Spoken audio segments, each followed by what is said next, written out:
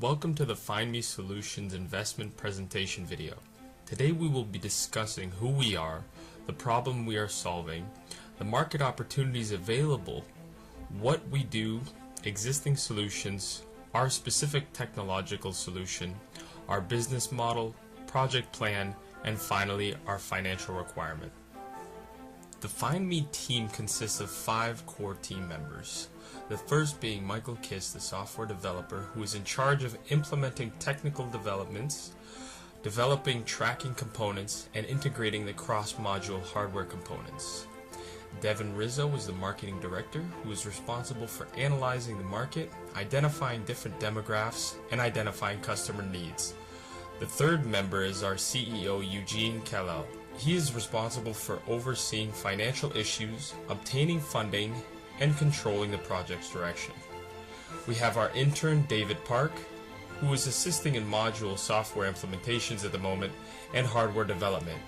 He is also responsible for maintaining our infrastructure. We finally have our Chief Technical Officer Jesse Singh, who is responsible for developing our hardware technologies, leading cross-platform developments, and architecting our module software. The core problem that findMe Solutions faces is that people are suffering from memory impairments and are getting lost. Memory impairment is an ever-growing problem, and there is a large market opportunity that exists within it. Currently, 38% of people over the age of 85 are affected by an Alzheimer's-related illness. 44% of people aged 75 to 84 are affected, and 15% of people aged 65 to 74 are affected. This problem is unfortunately growing. Currently around 5 million Americans are affected by an Alzheimer's-related illness, while around 14 million people are expected to be affected by the illness around 2050. Alzheimer's and dementia are not diseases that can be combated by those it affects. In 2013, a survey was conducted to see how much care was being given to Alzheimer's affected Americans. The results were broken up into paid and unpaid care. Unpaid care is any illness related to care undertaken by someone free of charge. This usually is something done by a close relative or a close family friend. The survey concluded that around 17.7 billion hours were being spent in unpaid care, and this pales in comparison to the less than 15.5 million hours of care administered by healthcare professionals. Using common caretaker wages and data from 2013, these hours can be converted into a potential value of $230 billion. By breaking down these hours into each person affected by the disease, we find that the about 5 million Americans affected needed about 9.7 hours of care per day.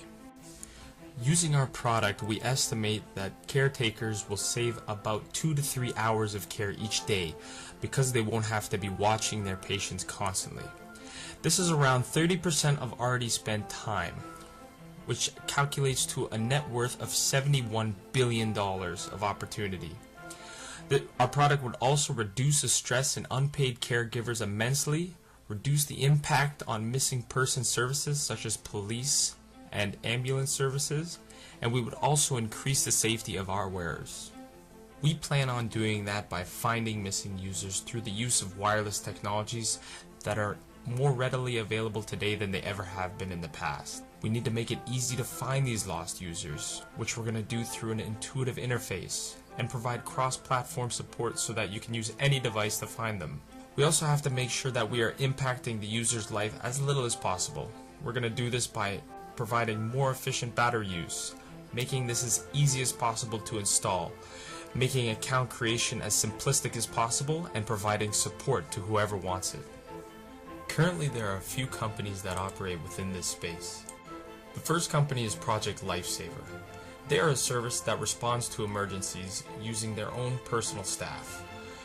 First, they bring in the patient for a consult and decide the appropriate technology for each of them. They then give their personal caregiver, whether it be a family member or professional, training in each of the technologies they provide.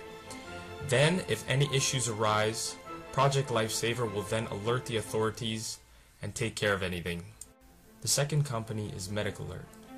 They first create a profile for each person, and then they outfit each of those persons with a bracelet that can be scanned by local authorities. The principle being, if they wander, the police will contact Medical Alert, and Medical Alert can contact the family or friends of the missing patient. The third company is called GPS Shoe. They install a Bluetooth chip into the sole of the user's shoe, which then relays the location information through the user's cell phone when the user is wearing the shoe. Caregivers can then locate the phone connected to the shoe using any internet-enabled technology. After hearing that, you might ask yourself, how is findMe different? Our first main difference is that we are worn at all times.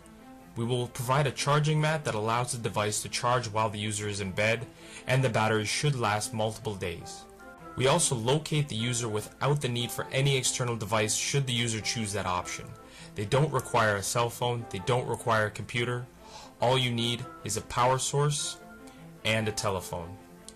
We also provide periodic location instead of constant location updates, further increasing the threshold of the battery.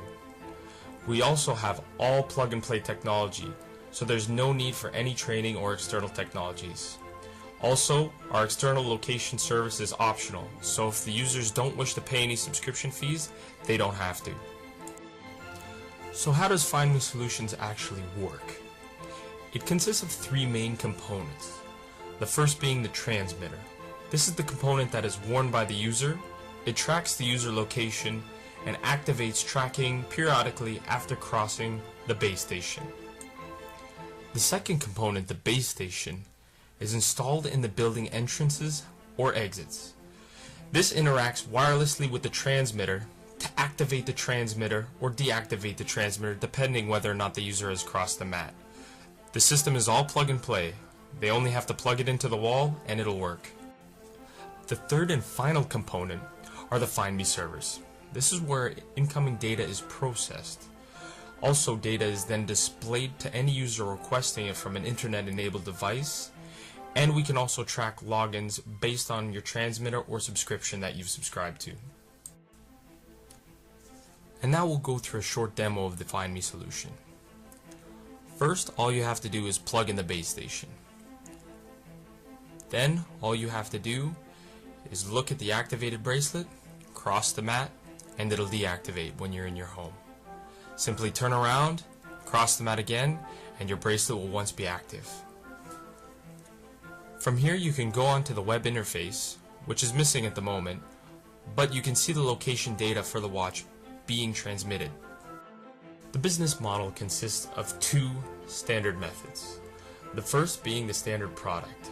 You simply buy the product for $100, you locate the user wearing the product online, and you need to have an internet-enabled device to sign up on our site and locate the user.